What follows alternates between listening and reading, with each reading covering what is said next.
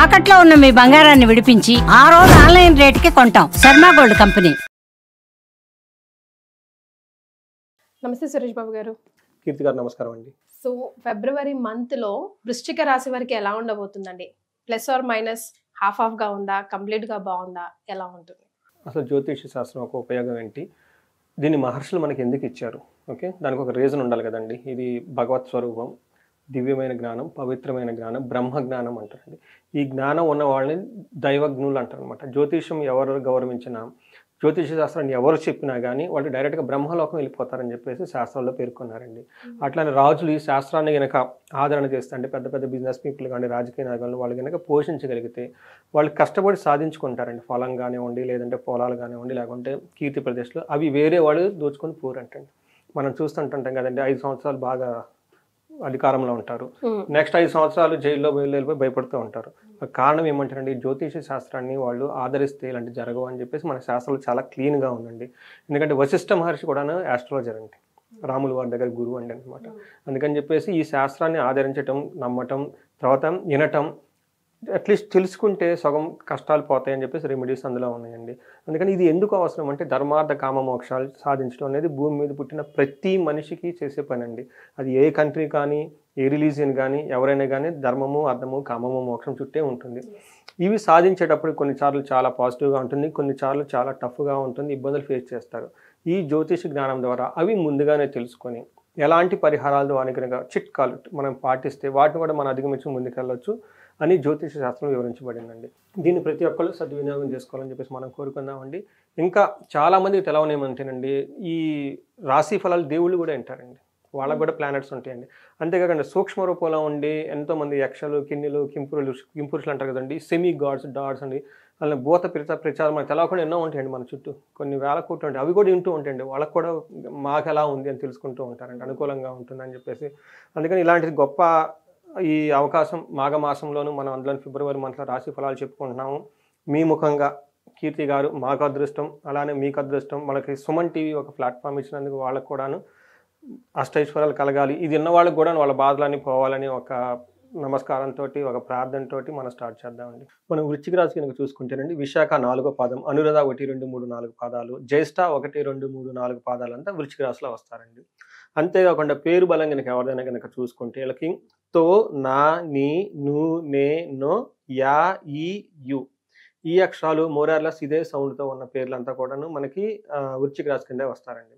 మనం గ్రహస్థితి కనుక చూసుకుంటే కుంభరాశిలోకి సూర్యుడు 12వ తారీఖు వెళ్తున్నాడు, అదే కుంభరాశిలోకి బుధుడు కూడా 11వ తారీఖే వెళ్తున్నారండి. 11వ తారీఖు ఫిబ్రవరి 11 వెళ్తున్నారు అనమాట. అంతేకాకుండా శుక్రుడు వచ్చేటప్పటికి మే 31 వరకు మీనరాశిలో ఉంటారండి, ఉచ్చ స్థానంలో ఉంటారు. కుజుడు వచ్చేటప్పటికి మిథున రాశిలోకి ప్రవేశిస్తున్నారండి జనవరి 21. వాళ్ళు 2 months అక్కడే ఉంటారండి. సో ఈ గ్రహాల యొక్క స్థితిని కనుక మనం కనుక చూసుకుంటే మనకి మహర్షులు లఘు గోచారము, సూక్ష్మ గోచారం ఒక కాన్సెప్ట్ ఇచ్చారండి. దీని ప్రకారం సమరీ వెరీ క్విక్గా మంత్ అంటే ఎలా ఉంటుందో తెలుసుకోవచ్చు. అందులో ఫస్ట్ సూర్యుడు మారక ముందు, మారిన తర్వాత కనుక చూసుకుంటే, మారక ముందు 3వ ఇంట్లో ఉండటం వల్ల వీళ్ళకి లక్ష్మీ ప్రవాహం ఎక్కువ వచ్చే అవకాశం ఎక్కువగా ఉంటుంది. పుత్రుల ద్వారా భార్యదాత చక్కగా కలిసి ఉండే అవకాశం ఎక్కువగా ఉంటుంది. అయితే వీళ్ళకి శత్రువాద ఎక్కువ ఉంటుంది. తర్వాత మనకు కొన్నిసార్లు లైఫ్కి సంబంధించిన విషయాల్లో కొంచెం ఏమని చెప్తారంటే కొంచెం డిఫికల్ట్ ఫేస్ చేసే అవకాశం ఎక్కువగా ఉంటుంది. ఇది కూడా హెల్త్ కాంప్లికేషన్స్ ఉండే అవకాశం ఎక్కువగా ఉంటుంది. అయితే సూర్యుడు మారిన తర్వాత వీళ్ళకి అగౌరవం జరిగే అవకాశం ఎక్కువగా ఉంటుంది. ధనప్రాప్తి చాలా చక్కగా ఉంటుంది. పుత్రులతోటి, భార్యతోటి చక్కగా ఎంజాయబుల్గా ఉంటారు.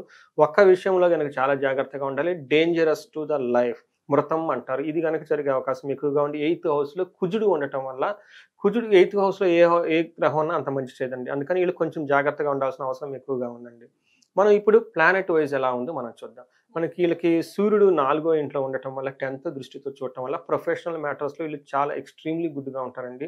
ప్రమోషన్స్ వచ్చే అవకాశం ఎక్కువగా ఉంటుంది. అప్పటిదాకా ఏదైనా కనుక అచీవ్మెంట్స్ కానీ ఏదైనా ఉన్నా కానీ ఎన్కాష్మెంట్ అయ్యి మెటీరియలైజ్ అయ్యి వాళ్ళకి ఉపయోగం వచ్చే అవకాశం ఎక్కువగా ఉంటుంది. అది బెస్ట్ టైం అనుకోవాలి.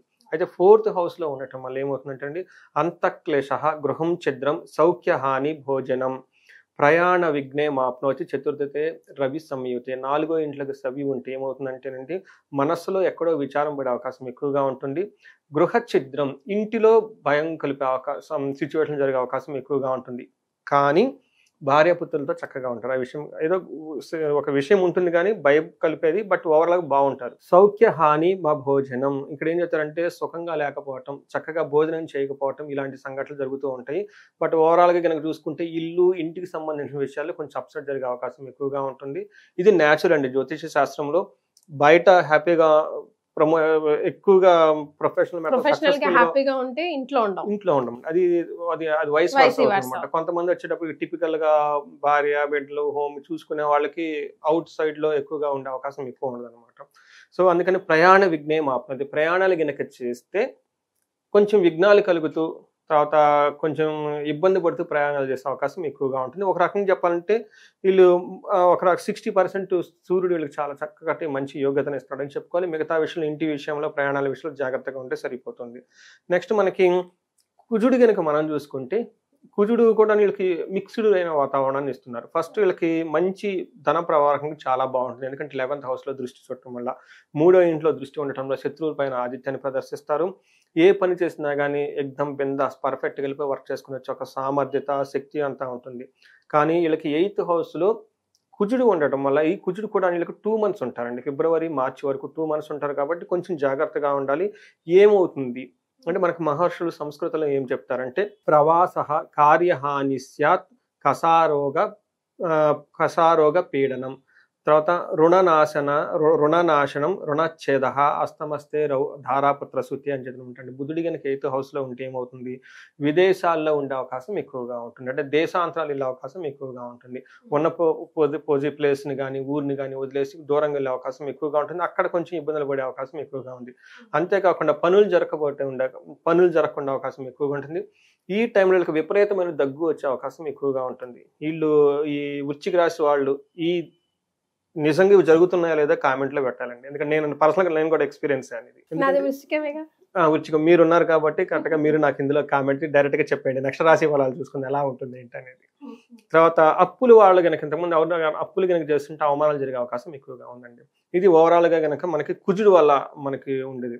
అయితే వీళ్ళకి శుక్రుడు చాలా యోగ్యతను ఇస్తున్నాడు. 5th హౌస్లో ఉండి 11th హౌస్లో ఉండటం వల్ల శుక్రుడు వీళ్ళకి చాలా చాలా చక్కగా మంచి యోగ్యతను ఇస్తాడు. ఎలా అంటే దాసీభృత్య జనాలాభ నిత్య మృష్టాన్న భోజనం ధనధాన్య లాభ అభీష్టర సిద్ధి అని చెప్తారనమాట. పంచమస్తే భృగో గతి అని చెప్పేసి చెప్తారనమాట. పంచమలో కనుక శుక్రుడు ఉంటే వీళ్ళకి ఏమవుతుందంటాం, దాసీ జనులతోటి పరివారాలతోటి ఎంప్లాయీస్ తోటి సబార్డినేట్స్ తోటి చక్కగా కలిసి వాళ్ళకి కావాల్సిన వర్క్ అంతా చేయించుకుంటూ ఉంటారు. ప్రతిరోజు మంచి భోజనం చేస్తారు. ధన లాభము ధాన్య లాభం ఉంటుంది. ఇష్ట ఆర్థ లాభము సుఖంగా ఉంటారు. అంతేకాకుండా 11th హౌస్లో దృష్టి ఉండటంతో లేడీస్ అయితే కనుక జెంట్స్ ద్వారా చాలా చక్కగా కోఆర్డినేషన్ చేసి మంచి గొప్ప పనులు చేస్తారు. అదేవిధంగా జెంట్స్ అయితే కనుక లేడీస్ ద్వారా వాళ్ళతో కోఆర్డినేట్ చేసుకొని చక్కగా మంచి అన్యోన్యత ముందుకెళ్ళే అవకాశం ఎక్కువగా ఉంటుంది. శుక్రుడు వీళ్ళకి పర్ఫెక్ట్ గా మంచి రిజల్ట్ ఇస్తున్నారని మనం చెప్పుకోవాలండి. సో మరి నక్షత్రాల ప్రకారం ఎలా ఉంటుందో, నక్షత్రం కనుక చూసుకుంటే వీళ్ళకి విశాఖ నక్షత్రం వాళ్ళకి ఈ మాసం అంతా జయప్రదంగా ఉంటుందండి. ముందు ఏదైనా అప్స్ అండ్ డౌన్స్ ఉన్నా ఫైనల్ గా దే ల్యాండెడ్ ఇన్ సక్సెస్. తర్వాత వీళ్ళకి బంధించబడినటువంటి సిచ్యువేషన్ ఎక్కువగా ఉంటుంది. భయంగా గొలిపే సిచ్యువేషన్స్ కూడా ఎక్కువగా ఉండే అవకాశం ఎక్కువగా ఉంది. అనురాధ నక్షత్రం వాళ్ళకి ఈ మాసం అంతా జయప్రదంగా ఉంటుంది, ఐశ్వర్యవంతంగా ఉంటుంది. అయితే వీళ్ళకి 3 విషయాలు జాగ్రత్తగా ఉండాలి. ఏదో ఒక విషయంలో బంధించమన్నట్లు ఉంటారు. భయము అతిగా భయపడే అవకాశం కూడా ఎక్కువగా ఉంటుంది.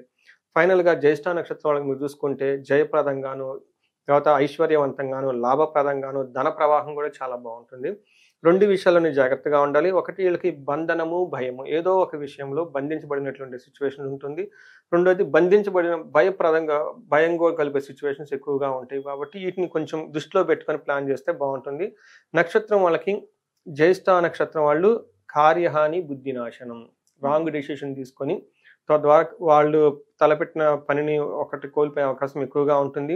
అనురాధ నక్షత్రం వాళ్ళకి రాంగ్ డెసిషన్స్, విశాఖ నక్షత్రం వాళ్ళు కూడా రాంగ్ డెసిషన్. బట్ ఓవరాల్గా ఈ నక్షత్రం వాళ్ళు ఇంపార్టెంట్ పనులు కనుక చేసుకునేటట్లయితే 1-2 సార్లు పెద్దవాళ్ళని సంప్రదించి, లేదంటే ఒక జ్యోతిష్కుని సంప్రదించి, ఒక సబ్జెక్ట్ మ్యాటర్ ఎక్స్పర్ట్ని సంప్రదించి వాళ్ళ చేత రివ్యూ చేసుకొని ముందుకెళ్తే చాలా బాగుంటుంది.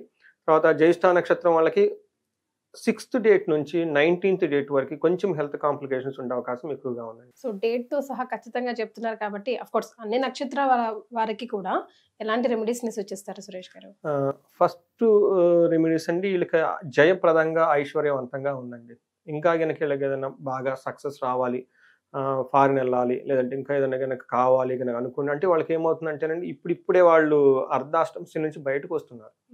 వీళ్ళ చుట్టూ నాకు వచ్చే ఫోన్ కాల్స్ కూడా కొత్త కొత్త ఇప్పటిదాకా బాధపడిన వాళ్ళు కొత్త ఇల్లు కొనుక్కుందామని, ఇప్పటిదాకా జాబ్ లేని ఆఫర్లు వస్తున్నాయని, ఇప్పటిదాకా ధనం లేని వాళ్ళు ధనానికి సంబంధించి ఫోన్లు చేస్తుంటే రెస్పాండ్ అవుతున్నారు. ఇట్లా పాజిటివ్ న్యూస్లు రావడం స్టార్ట్ అయింది అంటున్నారు. ఓకే. ఎందుకంటే నాకు చాలా మంది క్లయింట్స్ ఈ వృశ్చిక రాశి వాళ్ళు రిపీటెడ్ ఫోన్లు చేస్తూ నాకు టచ్లో ఉంటారు అనమాట. అంటే వాళ్ళ మైండ్ సైకిల్ వాళ్ళ చుట్టూ ఉన్నది కూడా నాకు అప్డేట్ చేసేస్తూ ఉంటారు అనమాట. ఆటోమేటిక్ ఫోన్ వచ్చేస్తుంది నాకు. అంతకుముందు ఇంట్లో బాగా ప్రాబ్లమ్స్ ఉన్నాయి అన్నవాళ్ళు ఇప్పుడు కొత్త ఇల్లు కొనుక్కుంటున్నామండి, వాసు ఎలా ఉంటుంది అడగడం ఫోన్ చేస్తే స్టార్ట్ చేసేస్తున్నారు అనమాట. ఇంతకుముందు పెళ్ళిళ్ళు కావట్లేదు అనుకున్న వాళ్ళు ఇప్పుడు ఆపర్చునిటీస్ వస్తున్నాయండి, మ్యాచెస్ చూస్తారా. ఇంతకుముందు ప్రాబ్లం ఏంటి, అసలు ఎవరు రావట్లేదు, పెళ్లి చేసుకోవట్లేదు. ఇప్పుడు నాకు ఎందుకు చేస్తున్నారంటే మ్యాచెస్ వస్తున్నాయండి, మ్యాచెస్ చూడండి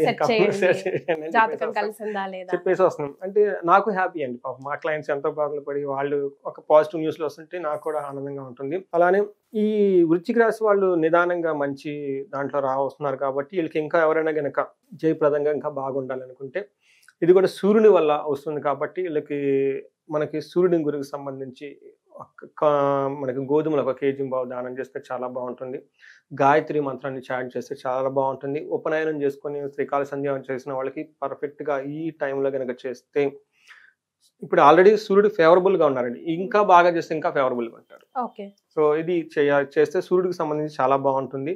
ఇంకా కనుక ఎవరైనా జయం రావాలనుకుంటే వీళ్ళకి మనకేం చెప్తామంటేనండి మన్యు పాశుపత హోమం కనుక చేయించుకుంటే పెద్ద పెద్ద ఇంకా ఏమన్నా అంబిషన్స్ అవన్నీ ఉంటాయి కదండి వాళ్ళకి, హై లెవెల్లో చేయాలనుకున్న వాళ్ళకి మన్యు పాశుపత హోమం కనుక చేయించుకుంటే ఇది కూడా ఆంజనేయ స్వామికి సంబంధించింది కాబట్టి కనిపించి కనపడని ఉన్న శత్రువులు బాధ ఉన్నా, విపరీతమైన దృష్టి ఉన్నా, నరఘోషం ఉన్నా, ఏది ఉన్నా కానీ కొన్నిసార్లు జాతకం బాగుంటుందండి కానీ రిజల్ట్ రాదు. ఎందుకు వీళ్ళకి పాయింట్ చెప్తున్నానంటేనండి ఇప్పటిదాకా అర్ధాష్టమశని వల్ల ఏళ్ళు బాధలు పడిన వాళ్ళు కొత్త కొత్త ఆపర్చునిటీస్ వస్తున్నాయి. కానీ కొంతమందికి రాలేదు అంటే ఈ గ్రహాలు స్థితి బాగున్నా, లేదంటే మధ్యలో వాళ్ళకి కొంచెం శత్రు బాధ ఎక్కువ, తర్వాత పీడలు దుష్టులు ఇవన్నీ ఉంటాయండి, తిట్లు శాపనార్థాలు, వీటితో లాక్ అయిపోయి నెగిటివ్ ఎనర్జీ ఉంటుంది. దీన్ని కనుక కంప్లీట్గా హోమం ద్వారా తీసేసుకుంటే కొత్తగా ఆపర్చునిటీస్ వచ్చి వాళ్ళు ఎన్కాష్మెంట్ చేసుకుని ముందుకు వెళ్ళిపోతారు. ఆ తర్వాత వీళ్ళకి బంధనము ధనలాభం బాగా చక్కగా ఉందండి. ఎవరైనా కనుక బుధుని వాళ్ళ సాఫ్ట్వేర్ కానివ్వండి, లేదంటే పబ్లిక్ ఫీల్డ్లో ఉన్నవాళ్ళు, తర్వాత యాంకరింగ్ చేసేవాళ్ళు, మూవీలు రైటర్స్, వీళ్ళంతా కనుక ఏదైనా విషయంలో సందిగ్ధత కనుక ఉంటే మనకి పెంజర్ల అని చెప్పేసి మనకి బెంగళూరు హైవే మీద హైదరాబాద్ నుంచి ఒక 30 కిలోమీటర్ దూరంలో అనంత పద్మనాభ స్వామి టెంపుల్ ఉంటుందండి. అక్కడ దర్శించుకొని అక్కడ టైం కనుక స్పెండ్ చేసుకొని అక్కడ ప్రదక్షిణాలు చేసి అక్కడ కనుక ధ్యానం చేసుకోగలిగితే అనంత పద్మనాభ స్వామి యొక్క కృపా కటాక్ష తోటి ప్లస్ అక్కడ మహాలక్ష్మి అమ్మవారు కూడా ఉన్నారు, వాళ్ళకి ధన ప్రవాహం ప్లస్ ఈ వాళ్ళకున్న ఈ ఆటంకాలన్నీ తొలగిపోయి లైఫ్లో ఒక మంచి ఆపర్చునిటీస్ వస్తాయని చెప్పేసి అక్కడికి విజిట్ చేస్తే చాలా బాగుంటుందండి. తర్వాత ఇంకొకటి లాస్ట్లో అండి ఈ శుక్రుని యొక్క ప్రభావంతో అతిగా భయపడే అవకాశం ఎక్కువగా ఉంది కాబట్టి లేడీస్ అయితే జెంట్స్తో చాలా కేర్ఫుల్గా మాట్లాడాలి, రెస్పెక్ట్ఫుల్గా మాట్లాడాలి. అలాగే జెంట్స్ కనుక అయితే లేడీస్తో చాలా రెస్పెక్ట్ఫుల్గా మాట్లాడుతూ ఏదైనా వివాదం వచ్చినా కానీ దాన్ని ఎక్కువ ప్రొలాక్ చేయకుండా ఉంటే శుక్రవారాలు కొంచెం నియమంగా ఉంటే బాగుంటుంది. Right, thank you so much Suresh గారు. వృశ్చిక రాశి వారికి ఫిబ్రవరి మంత్లో ఎలా ఉంటుంది తెలియజేయడంతో పాటుగా రెమెడీస్ కూడా తెలియజేశారు. ధన్యవాదాలండి.